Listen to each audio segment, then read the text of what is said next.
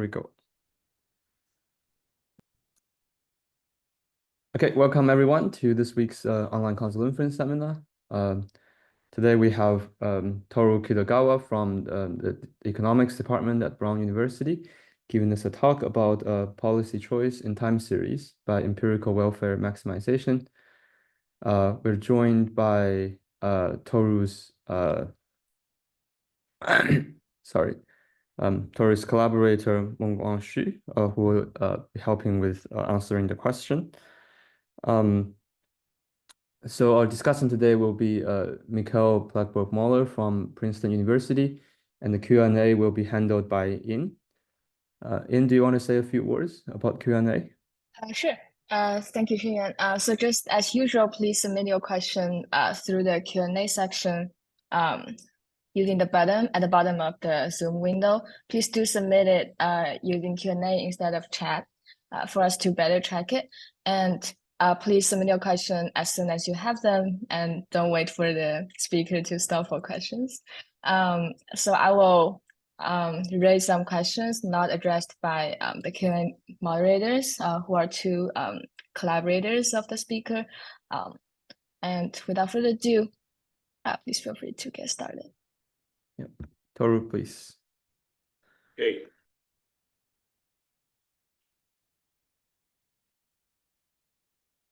Okay. So do you see? Yeah. Do you see my slide? We can see your screen.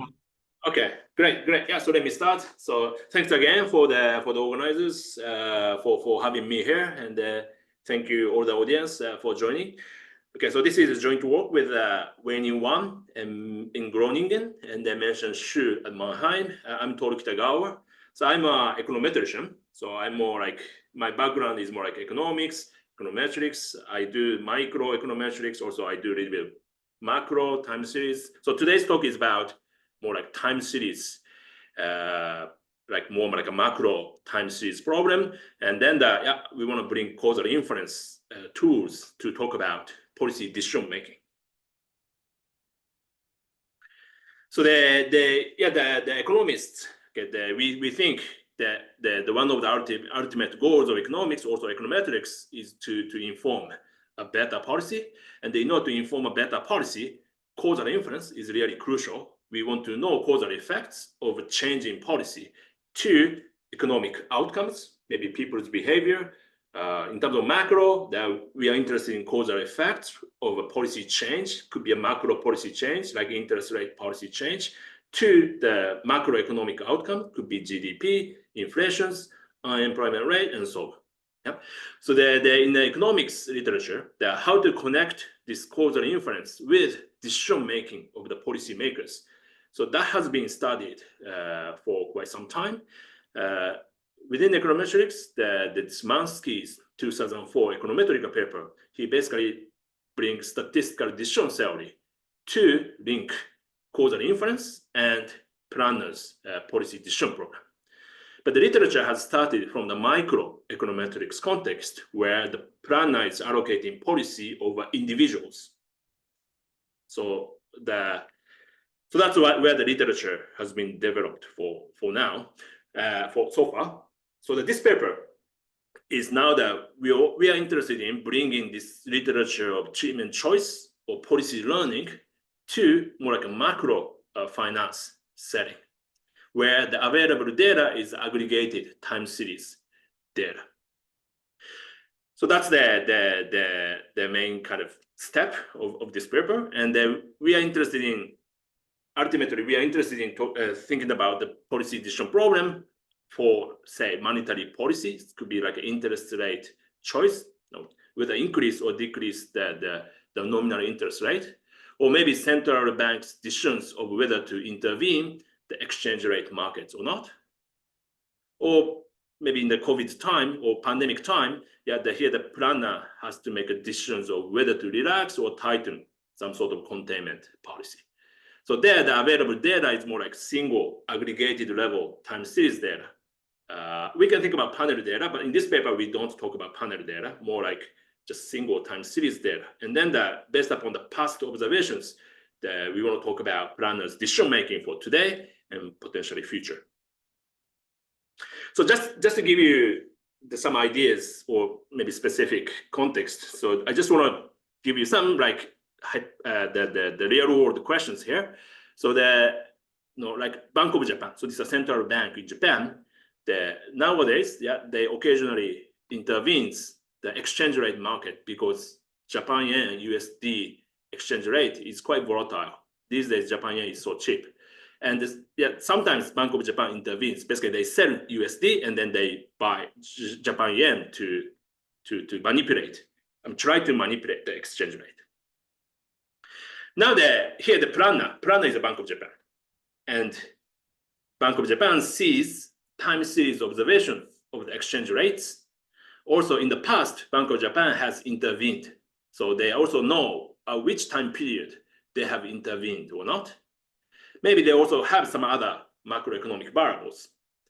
Given these variables, the decision problem I want to solve is whether the Bank of Japan should intervene today or not. Here, the Bank of Japan has certain objective functions, which is the certain like economic welfare type objective functions, and for the purpose of improving welfare, should the Bank of Japan intervene or not? So that's the decision problem of the planner. Now we make assumptions. Here, the available data are generated in such way that these past treatments, so these are randomized, possibly conditional on some observable or variables, here observables for the planner. And then so that means, okay, available data, there's some sort of quasi-experimental things is happening, and then use these experimental variations now to talk about today's best policy choice. We propose a certain method we call time series empirical welfare maximization. So that's T-EWM.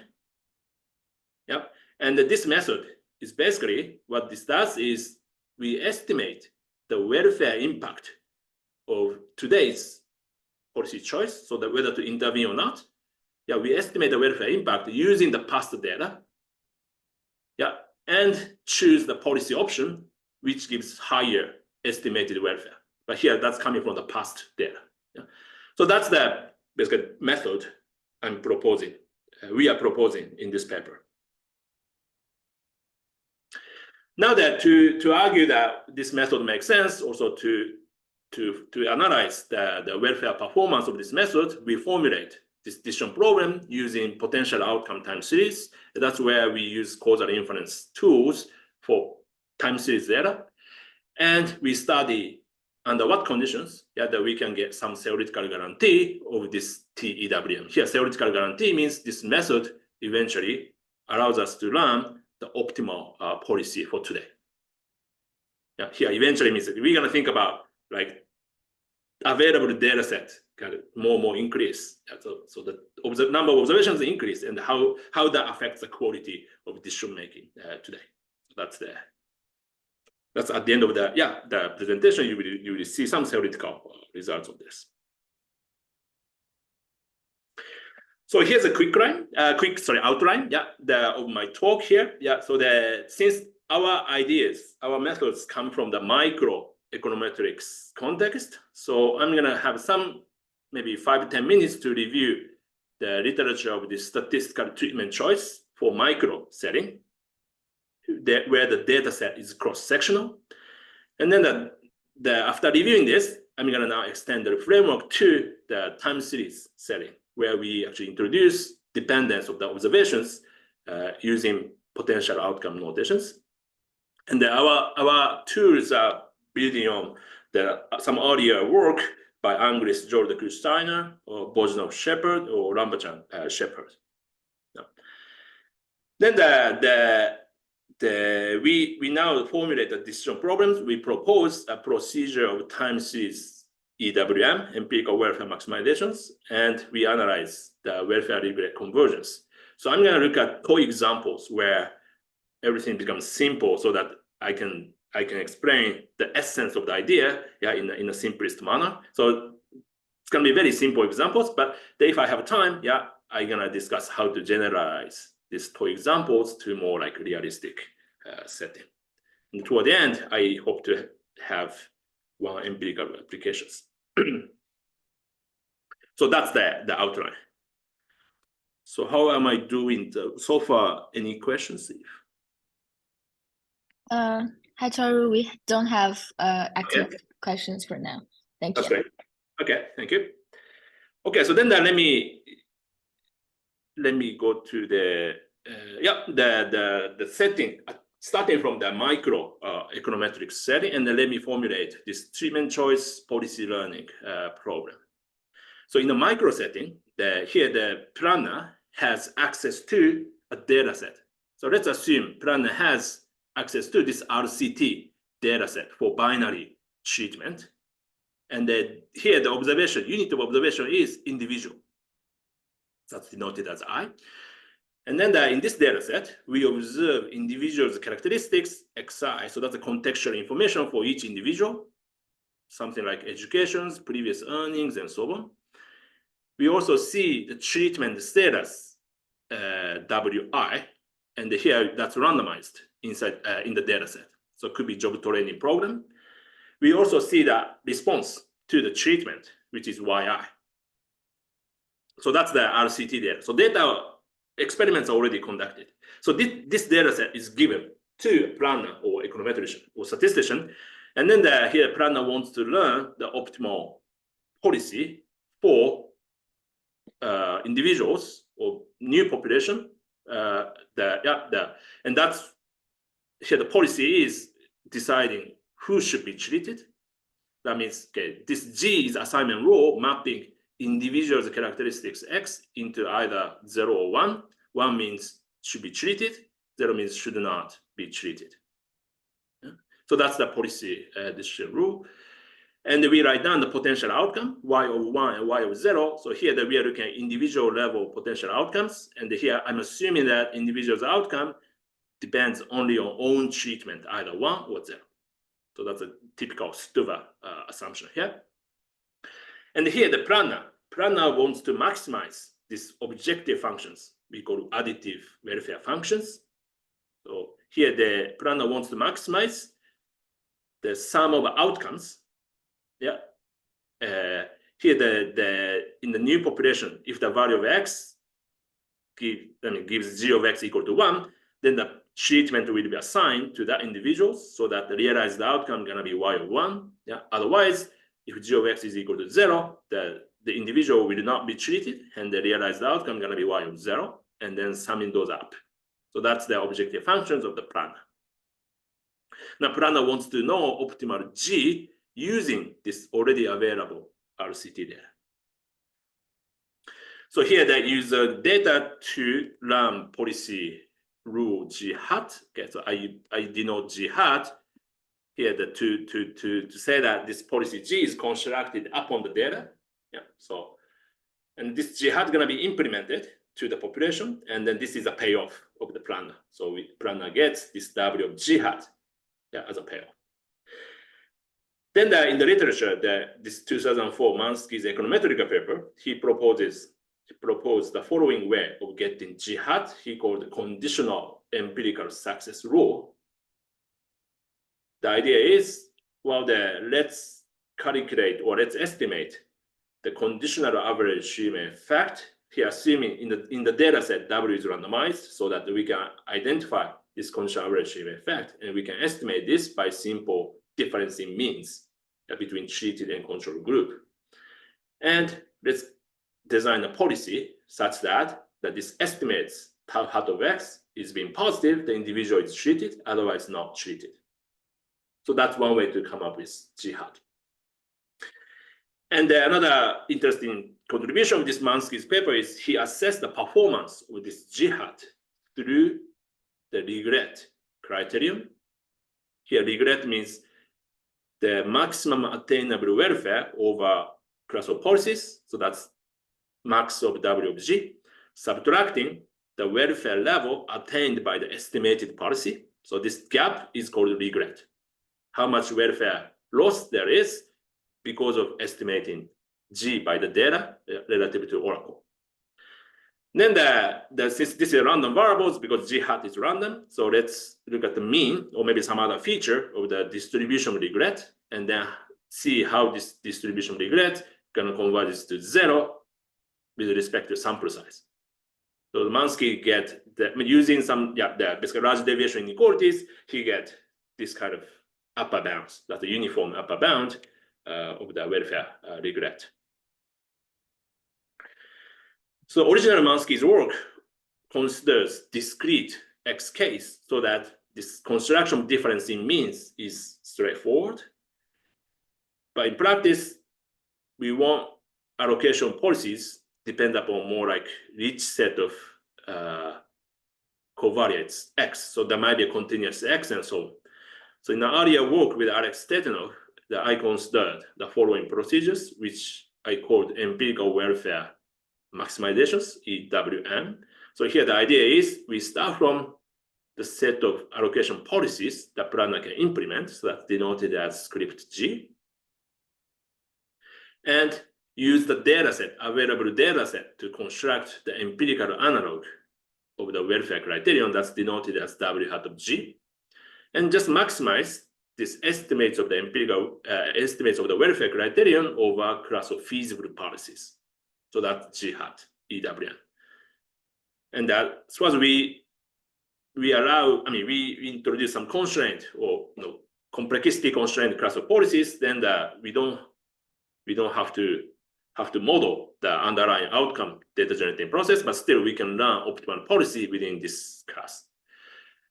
So that if the RCT data is available, the one way to construct this W hat of G is write down the inverse propensity score weighted sum of outcomes. So for each G, if we construct this one, then we can show that this W hat of G is unbiasedly estimating this population welfare criterion.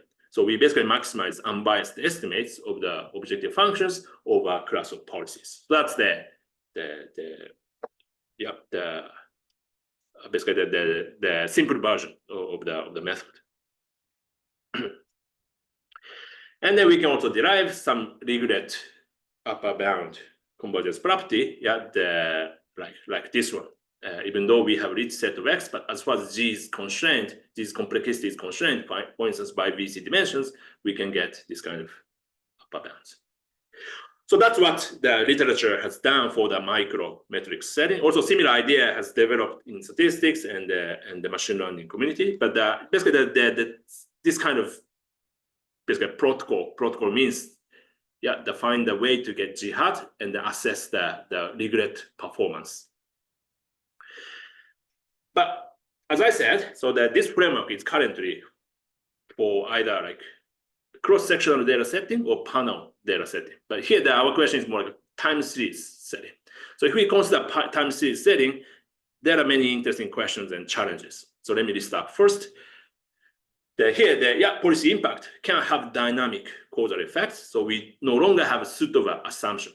So there's a dynamic causal dependence across the observations. And this dynamic causal effects can be heterogeneous, meaning causal effects, can be indexed with respect to time as well. So that means in the language of time series statistics, that means non-stationary effects. This certainly raises the concern that there's a concern about external validity, how the past data is useful for today's or future decision making. Second, this is more like statistical technical concerns, but here observations may have statistical dependence, so that some of the tools to derive those inequalities are not immediately applicable. Third, well, if we consider the macro or time series setting, the welfare objective functions, they may be different from the micro setting. And also, there's a clear question about how to construct the empirical analog for the today's welfare criterion using past data. And then once we get G hat, then can we actually get welfare regret convergence under what conditions and what rate? So to our knowledge, these questions are all left open questions, so that this paper, basically, we want to make first set of contributions to these open questions. Fifth, okay, this is something we don't do in this paper. So we don't talk about policy choice or about the regimes. So in the macroeconomic context, so there's some discussions whether the economy or agents in the economy, if they react to the planner's policy choice, then the past data is not quite useful, or we really have to be careful how, we have to know how the individuals react to the change of policies. So that's called the Lucas critique. So in our context, in our work, we do not directly try to solve this Lucas critique problem. So I will be more precise. But here, our framework is, okay, we want to talk about policy choice, but this policy choice is more like unexpected policy shocks, unexpected by the economic agents.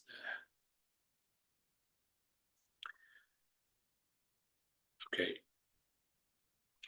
All right. So if no questions so far, I can jump into There is actually hi Toru. Yeah, there is an active question asking how realistic is the assumption of the availability of RCT data in this macro setting?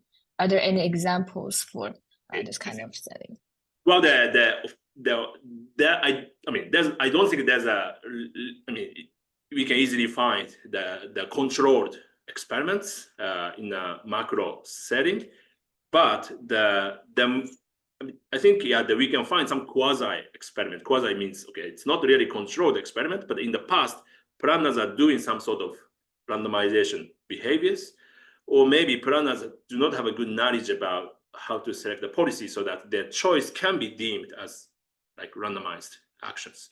So in the empirical section of our paper, we actually look at the COVID example, which in the US data set, the stringency index of the COVID containment policy actually fluctuates in the past. And that was kind of unprecedented situation, so that maybe planners do not have a good idea how the public health and the economic index reacts to this containment policy. So that we take these historical variations as somehow the randomization done by the planners. But again, this is not a controlled randomized study. More like we make that kind of assumptions. Thank you. Thank you for the answer. Thank you for the questions. Okay. Thank you. All right. Okay. So then so let me get into the setting here. So we have a planner. The planner is now at the beginning of time period cap T. So cap T is today. Yeah. And the planner wants to perform policy choice for today, which is denoted as W subscript cap T. Here, based upon the information available up to the beginning of time T, cap T. Here, the planner has access to time series observations, say, starting from 0 to cap T minus 1. And in this data set, planner observes economic outcome, YT, WT, that's the binary treatment. So here we assume policy is binary. Yeah. And here ZT, that is some contextual information. So in the toy example, we only have YT and WT. So don't be bothered by this ZT. Just, we have just basically the sequence of YT, WT observations available. And then based upon these observations, planner wants to choose whether WT should be 1 or 0. So that's a question. We denote the available data set by X, say starting from 0 to T minus 1. Yeah. Then we define the potential outcomes with respect to treatment path. So this lowercase w, that corresponds to counterfactual history of these W variables. So that's a binary sequence of length T plus 1. And then for each counterfactual history of W's, I define potential outcomes. So this YT is a potential outcome at time period T at the history of counterfactual history of this W from 0 to T. So that means for each time period T, we have a bunch of potential outcomes because there are many potential counterfactual histories. Now that we make some regularity assumptions, which we borrowed from Bozhinov-Shepard and Lambachan-Shepard. So there are 3 assumptions on this, but first assumption, which they call non-anticipating potential outcomes. It says, if you look at time period lowercase t, yeah, W0 to t, so these are the policies up to time period t, t plus 1 to cap t, so these are the future policies relative to this time period t. So this assumption says the future policies is excluded from the potential outcomes. So no matter what kind of counterfactual history you think about for the future, this doesn't affect the time period t's outcome. So that's the first assumption. Whether this assumption makes sense or not, okay, depending upon macroeconomics problem, yeah, that's arguable, but we maintain this assumption in our framework. So second, this is non-anticipating treatment paths, but basically I think the more familiar term for me is sequential unconfoundedness. It says policy in time period t is independent of the potential outcomes. Here S, time period S runs from t plus 1 up to cap t. So those are the contemporaneous and future potential outcomes relative to this time period t. So WT is randomized in respect independent of those here conditioning on available history up to t minus 1. So this x0 to given t minus 1, this is like confounders, and conditioning on that, no more confounders left. So that's what this sequential unconfoundedness assumption means. So in this sense, that we assume WT is randomized in the data. And then third, this is the usual assumptions of observed outcome YT is the realized potential outcomes corresponding to the realized history.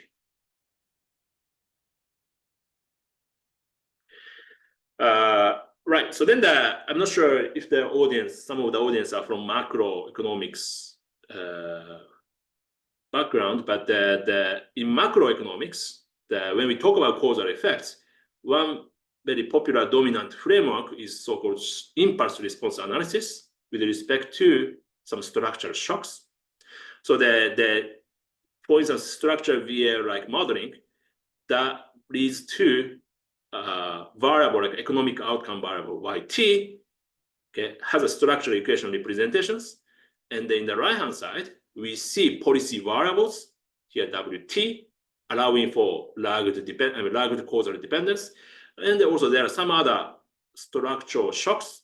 So that's the kind of shocks to the economy, which can causally affect YT. So we often have this kind of representations, and we interpret this as a causal structural equation modeling. We are not really writing down this kind of structural equations, but we can certainly map our potential outcome notations to this structural equation modeling. For instance, we can say non-anticipating conditions would hold if this YT structural equation doesn't depend upon future policies.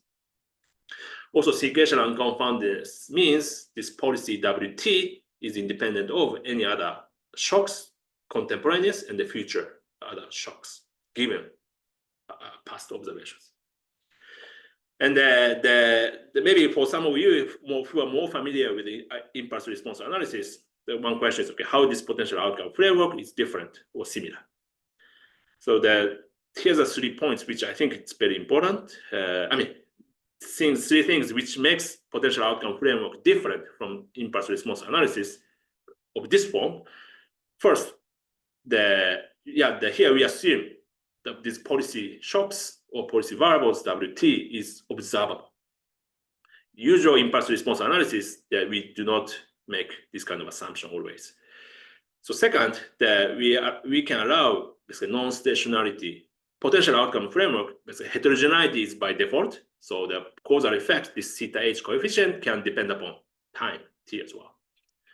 Also, the potential outcome notation, we don't stick to some specific linear additive representations. So we are kind of agnostic about that. So those are the main differences.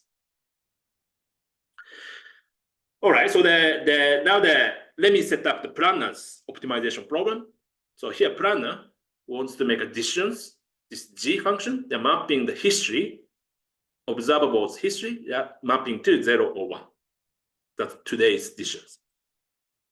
Then the planner wants to maximize the welfare criterion, and then we assume planner is interested in maximizing one period. Here, conditional welfare criterion, here conditioning on the history x0 to t minus 1. So that's the welfare criterion. So if the policy, today's policy is equal to 1, then this is going to be the realized outcome for today, right? Because it's set to 1. And then otherwise, another potential outcome, this yt here it's 0. Okay, that's gonna realize, and then we're gonna take expectations if we think outcomes are random.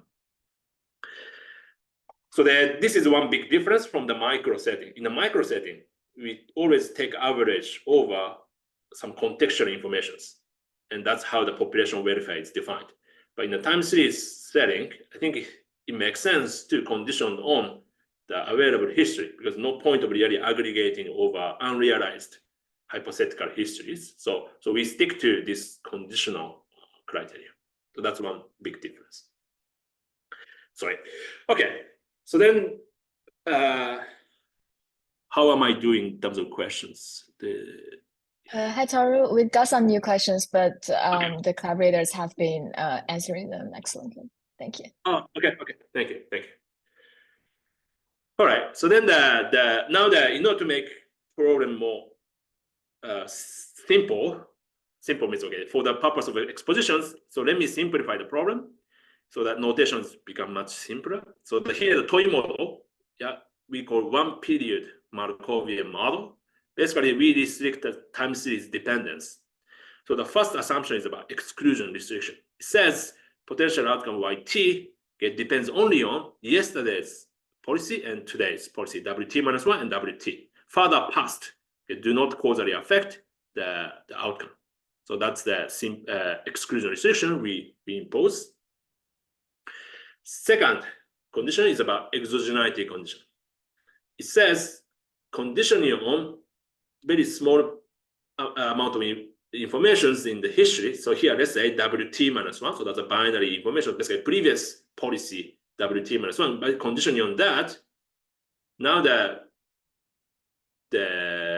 random variables for wt, potential outcome yt and wt, so they are independent of any other past history variables x0 t given t minus 1. That means the basically statistical dependence, you can cut off by just conditioning on this one piece of information in t minus 1. Once you condition on that, basically you can forget about any other history information. Again, this is simplifications. So our generalizations, we're gonna increase the lags, and also we're gonna condition on more informations. And in this way, we're gonna generalize. But for the purpose of exposition so far, let me stick to this simple setting. So with these two Markovian restrictions, now first we can simplify the planner's objective functions. So that was our objective functions. So first, by Markovian exclusions, yt only depends upon t minus 1 and t's policies. Now second, once you conditioned on this wt minus 1 only, all the other history variables, they're statistically independent of the potential outcomes. So it's enough just to condition on wt minus 1. Right, and then the g is a function here, so g is left here. So then after rearranging it, we can write down this conditional welfare. What matters is this conditional average effect conditioning only on wt minus 1. So only what this sign of this is gonna matter for today's policy decision making. As a result, without the loss of welfare, we can reduce this policy function g to a binary map of wt minus 1. And we can just focus on maximizing this criteria. So before we have to condition on all the history, but now that we only conditioned on wt minus 1 variable only. So this dimensional reduction is the benefit of having this exclusion and exogenality condition. Now the next step, okay, we figured out a simplified version of objective functions, and then let's think about how to construct empirical analog. So from the data, let's try to estimate this WT objective functions. So natural step we consider is a try historical average. Historical average means, okay, let's look at the history, past variables. Let's pick up the time periods, which conditioning information is same as today's conditioning information. So here, suppose WT minus 1 was W, certain value W. Now let's pick up time period T such that this conditioning, previous WT variable is exactly equal to the same value of W. Picking up those time periods, and in the data set, policy 1 with 0 is randomized, right? So we can compare the G equal to 1, okay, this is the inverse propensity score weighted sum of outcome with WT equal to 1. This is WT equal to 0. So we can compare the treated and controlled time periods. And then choose the one which has higher basically historical average. So that is what we call time series here, empirical success, conditional empirical success rule. So we basically constructing exact analogy of Mansky's CES now using time series observations. Toru, just a reminder that you have about 10 minutes left. Okay, thank you. Thank you. Yeah. Okay. Good. So yeah, thank you. Right. So then the next, so we're gonna maximize this with respect to G. But in order to derive the regular bounds, it's useful to know where this W hat is going to concentrate. So for that purpose, we write this empirical welfare criterion W hat into the sums of innovations and conditional expectations with respect to this filtration. So that technique is from Bojnev and Shepard. So we can write down this kind of welfare, inverse propensity score weighted sum of outcomes, like this. W bar is the sum of conditional expectations given the information set of up to T minus 1. And this C variable is the innovation part. So this difference between these random variables subtracting its conditional expectations. Now under the Markovian exogenality and sequential unconfoundedness, we can show that this innovation part, C, given information set up to T minus 1, that has mean 0. That means this C random variable is a martingale difference sequence. Yeah. And this difference between W hat minus sum of conditional expectations is written as basically sample average of the martingale difference sequence random variables. So MDS is not the IID random variables, but basically we have some large deviation inequality available for MDS. Hence, by using that, we can argue this W hat is concentrating around W bar. So we expect by maximizing W hat with respect to G, we will be maximizing the W bar with respect to G. So that's. But thing is that our planners are interested in today's policy decisions, right? And today's welfare criterion and some of conditional expectations in the past, that there's no guarantee they are the same. Hence, now we make assumptions here that what we call invariance of welfare ordering, which says basically policy welfare ordering in terms of today's welfare and welfare ordering of the policies in terms of past conditional expectations, some of conditional expectations, they are basically in line, aligned. So that's what this assumption means. So the welfare ordering of the policies today agrees with the historical average one, sharing the conditional events similar to today's. Certainly, this is weaker than stationarity of welfare criteria. Essentially, what we want is we just want to learn the sign consistently from the past.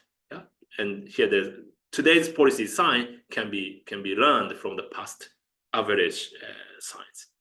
So that's the key assumption.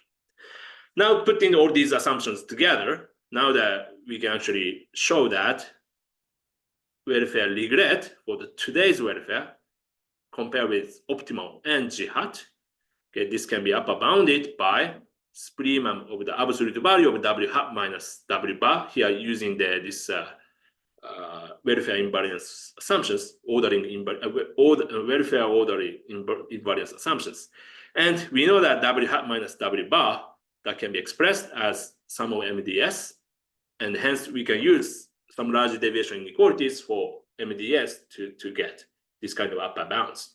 So this shows that uniformly over underlying DZP, the expectation of the welfare regret, converges to 0 at the 1 over square root t rate, which is same as Mansky's CS rule. Actually, the one assumption here we are imposing is YT bounded. Basically, this is the what I have for the toy example. So given the time, I don't think I can cover everything, but the type of expansions we have in the paper is that now we're gonna increase conditioning variables. So before I only had the WT minus 1, I'm gonna start including past Y and also other contextual informations.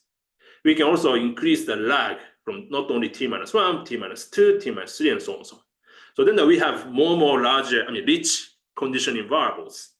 Hence, the CES is not directly possible to implement. So then we're gonna use basically welfare maximization like ideas, meaning we're gonna restrict the class of decisions rules G to be something simple function of X. And we're gonna optimize welfare, empirical analog of the welfare criterion. Also, but for that purpose, we actually optimize the unconditional welfare criteria. So given the time, I think that I don't have the time to cover everything, but I hope that through the toy examples, you can actually see some like this essence of the ideas. I hope. So how much time do I have? Do I have 3 minutes or something? Or... But if you can wrap up in 5 minutes, that would be great. So okay. Time for discussion. Yeah. Thank you. Okay, great. Thank you. All right. So then maybe I have some time to cover the empirical example here. So the empirical example is not much more complicated than toy examples. So here we have a binary treatment. So that's the COVID restriction level. So W equal to 0 means relax. W equal to 1 means maintain or strengthen the basically COVID containment policy. So that's measured by the stringency index. And then we binarize this time series observation stringency index by basically going down, stringency index going down or stay up. So in this way, we binarize the policies. And here outcome is a welfare, outcome is health criterion. So -1 times 2 week ahead deaths counts in the United States. And here plan has contextual information, which is the number of cases, number of deaths, change of cases, change of deaths, and also we use some economic condition index, and vaccine coverage and so on. Okay, so then here's the observations. So this is outcome var. So this is not outcome variable. This is a case. So this is one of the X variables. So over the dates, we see the time series of the number of cases, positive cases. So this is our outcome variable Y. We see the number of deaths. So it looks quite kind of non-stationary like behaviors, but kind of hard to model what kind of time series it is. And here, these are policy variables. So this Y-axis is a stringency index of the COVID containment policy. So the can stay and the going down. Going down means relax, and going up means strengthen. So we binarize the policy into binary. Here, either just basically down or up. So in this way, we binarize. Here's the economic outcomes. So in order to construct empirical welfare, we have to estimate the propensity score. So we estimate the propensity score by simple logit regressions. And we see that there's a good amount of variations in terms of the propensity score inside the data set. Okay, so here the way, so this is the estimated policy. Here the way to look at is, okay, here planner uses two X informations. One is difference of death in time period T-1. And then here the policy stringency index, so that's W, yeah, WT-1. But here we use this as a real numbers, yeah.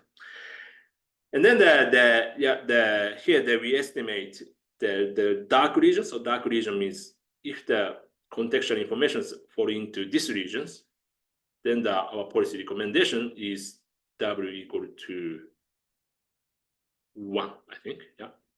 Treatment W equal to 1, that means relax the containment policy. Otherwise, it's outside. Otherwise, we maintain or strengthen the policy. So in this way, we are estimating binary policy choice. So I just want to compare. I just want to remark how our work relates to other work in the literature. So we are certainly using the tools recently developed by these papers on potential outcome time series, but these papers are more like interested in retrospective causal inference, like what are the causal effects in the counterfactual history, but counterfactual history in the past. Our work is more like forward-looking in the sense that we use causal evidence to make a choice, policy choice for today and for future. So that's one difference. And as I said, yeah, there's a growing large literature of treatment choice. Those are selective references only in the econometrics literatures, but statistics, biostatistics, machine learning, there's a huge literature on that. But mostly the literature is looking at either cross-sectional data or panel data with large cross-sectional dimensions.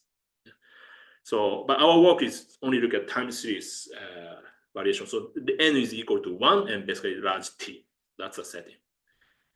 And also interesting to see that empirical risk minimization, that's a long history in machine learning, but the time series analysis for empirical risk minimization is somewhat limited. So we only find the 3 papers, but they're more looking at the prediction problem, not the causal policy decision problem. Okay, so let me wrap up. So this paper proposed a framework for data-driven policy choice in the time series setting, and compared with the cross-sectional setting, I think there are many non-trivial challenges, which makes, I think, time series problem more interesting than static one. That's my opinion at this point. Yeah, so it's definitely an interesting problem. And we make some fast set of contributions, and we basically show that the Mansky's CS rule that can be extended to time series under some conditions. And also EWM, I didn't have time to cover it, but the EWM can be also extended to time series as additional conditions. And we are interested in how this framework policy decision problem can relate to the existing policy analysis tool in macroeconomics, such as structured VAR, dynamic stochastic, general equilibrium approaches. So that's our future question. Okay, so let me stop here, and thanks so much for your attentions and the questions. Thank you, Toru. I think most of the questions has been answered by Mongshan. So for the interest of time, let's move on to our discussion. Mikkel, would you like to share your screen? Yes, we can see it. Yes. Can you hear me as well? Yeah, we can hear you. Great. Perfect. Well, thank you so much to the organizers for inviting me to discuss this great paper. It was also a pleasure to see the presentation. So I also come from a time series like econometrics, so more from an econ background, and I've been more of a user of the causal inference literature than a contributor. So this is sort of an exciting opportunity for me to learn more. So just to briefly review what we just heard, right? So the goal of Toru and co-author's paper is to find some binary decision G, which maps what we know from previous periods into the policy that we're going to implement in the current period, which is a binary policy. And we want to do that in order to maximize the expected outcome given that policy at some final time period, capital T. And they do that by empirical welfare maximization. So they basically just, given some candidate policy G, we look back at the historical data and see how large outcomes would we have gotten under that policy. Obviously, being careful to take into account that we have to do some propensity score weighting because of the confounding that's coming from the observed covariates under their assumptions. And then we simply pick the policy that gives us the best historical outcome in terms of largest average historical outcome. And then they provide various assumptions under which the regret of this empirical welfare maximization policy, so basically the welfare that you get under that policy relative to the best possible policy, they give conditions under which that regret is bounded and in fact converges to 0 as a function of the sample size at a rate that is nearly the parametric square root t rate. So this is obviously a very ambitious and therefore very exciting paper. It's fully non-parametric and it allows for non-stationarity. And so it goes much beyond the kind of methods that are typically used in empirical macroeconomics and finance.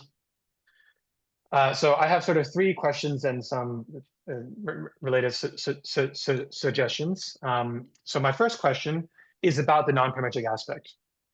So we have sort of in time series statistics and economics, we have had availability of non-parametric methods since the 1990s, right? They've been out there. But my understanding is that in much of applied work, at least in macroeconomics, these methods have typically not seen a lot of use. And in that area, it's common still to use fairly tightly parameterized, often linear models. Why do people do this? It's not just because they haven't read up on the literature. There are also good reasons. One is that sample sizes are typically small. Like you're very lucky if you have, let's say, 50 years of data, so maybe 200 quarterly observations, and those observations are typically very persistent over time. And oftentimes, policymakers obviously care specifically about quite rare events like financial crises. So the effective sample size is often very small. So there's probably good reason why you might want to sort of trade off bias and variance and go for more tightly parameterized models in some settings. So my question for the authors is, suppose that we have some parametric outcome model, M, that is some kind of estimate of the true conditional expectation of outcomes given the past and given the current policy. And suppose this outcome model is not perfect, but it's not too bad. Can we use this outcome model to somehow increase the of the empirical welfare maximization framework? So I can think of 2 ways that one might do this, but there are probably many others. One idea would be to incorporate the outcomes into the E-WM objective function through sort of augmented inverse probability weighting, which is, I think, what Athey and Wager did in the micro context in their 2021 Econometrica paper. So basically, you just substitute, you just use a different unbiased estimate of welfare that incorporates the outcomes. And my understanding is that this has 2 benefits. So first of all, it leads to some robustness with respect to misspecification of the propensity score. But even if you think that your propensity score is correct specified, it could potentially lower the variance of the objective function under some conditions anyway. And so this might lead to sort of more well-estimated policies.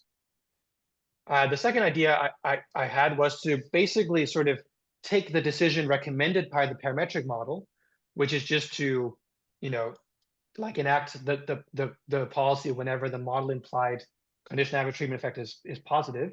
So take that decision that the model implies and include that decision as basically a covariate in your E-WM algorithm, right? So sort of let the algorithm put some weight on that decision, maybe not a weight of 1, but at least allow it to use that prediction or that recommendation.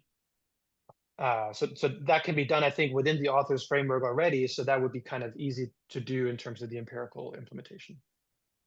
So those are just a couple of ideas.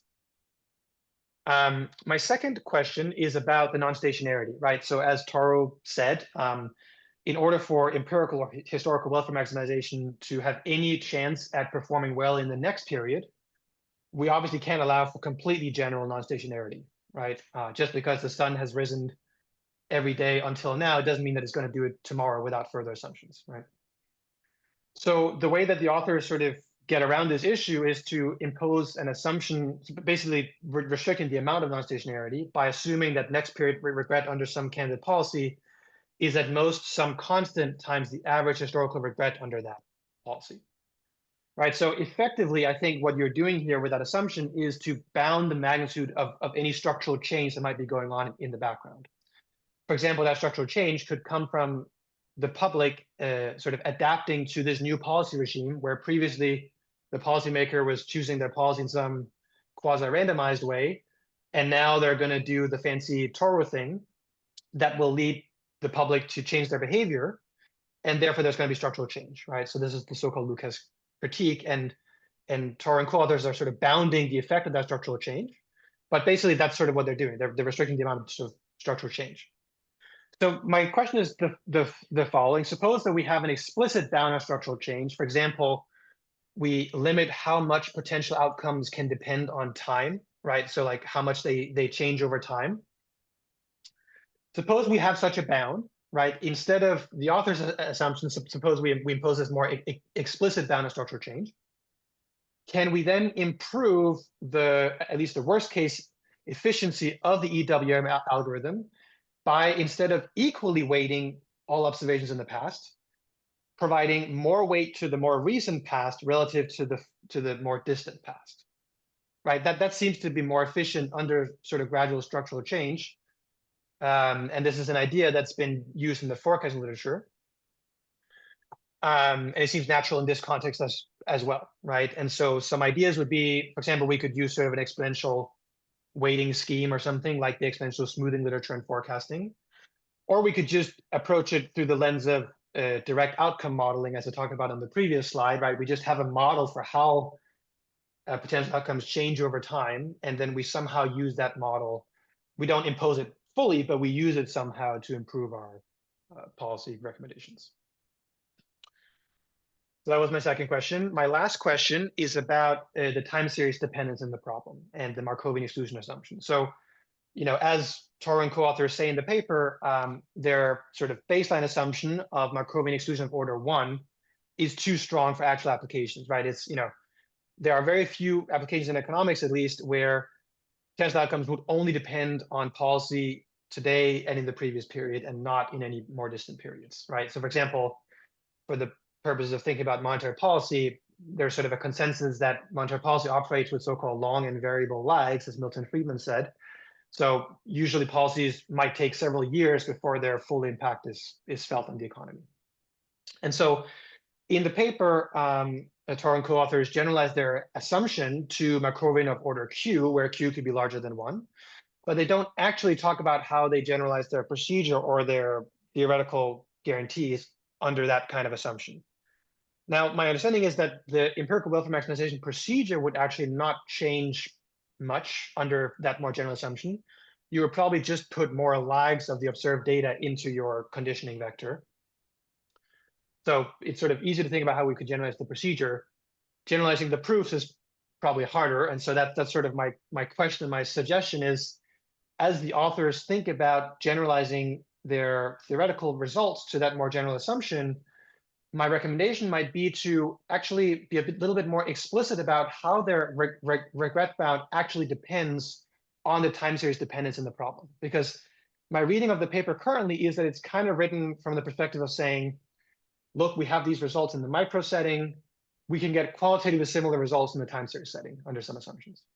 But I think it would actually be useful to sort of be very explicit about how is it actually that the time series setting is different, right? So how does the regret bound depend on Q, right? Is it the same as adding sort of covariates, or are there other more subtle ways in which Q affects the regret bound? And also, how does the time series dependence of the potential outcomes themselves, so for given hypothetical policies, how does the time series dependence of those potential outcomes actually influence the regret bound? There is a theorem in the paper, but it's not that transparent, in my opinion, exactly how the dependence affects the bound. And I think it would be really useful to actually tell the reader, in what settings should we expect the bound to be small or large, right? Depending on the properties of the data and the problem. So that was all I had. So I thought it's an amazing paper. It really pushes the boundaries of nonparametric causal time series analysis, way beyond what anybody has tried to do before. I had these 3 different questions that I won't go over again, but it was a pleasure to think about this problem, and I look forward to the discussion. All right. Thank you, Mikkel, for the really nice discussion. We are a bit over time, but I think we should still give Toru a chance to respond to some of the questions. Would you like to do that, Toru, for a couple? Yeah. So maybe I can just, So thank you again, Mikkel. That is really great discussions, and those questions are all like deep. The questions which I think that we don't have a good answers to maybe some of those. So that right. So the question 1, so the policy learning literatures, if we have non-parametric, we have very flexible propensity scores and the outcome regression model, then we know what's the value of doing doubly robust things. So that's what A.C. Wager has shown. So then but in the time series setting, if we have some restrictive parametric, say, form for propensity score and regression equations, then actually we don't know exactly how the put in doubly robust thing is going to improve welfare. So to my knowledge, that's an interesting open question. So question 2, that's really, really nice points. Actually, when we write down empirical welfare, we are treating all the time periods, past time periods, like equally, which is weird. And I think that you are pointing out the way to make the more recent history more relevant for today's policy choice. So you're proposing a device for that. So that's really, really great comments. Thanks so much. And for question 3, so we actually exactly try to work out this question 3 part. I'm not sure in the future version we have that result in the same paper or can be a separate paper. We don't know yet, but that's definitely something we are working on. So thanks so much. All right. Thank you very much to Toru for the sharing your very interesting work, and Mikkel for the nice discussion. Let me just wrap up this. Let me just wrap up the seminar. So here we go. Okay. Again, thanks Toru and thanks Mikkel. So next week we will have a young researcher seminar. So this will be 2 young researchers giving a half-an-hour talk. Our first speaker will be Jinzhou Li from Stanford University. Second speaker will be Yuyao Wang from UC San Diego. I look forward to seeing everyone next week. Okay. Cannot stop.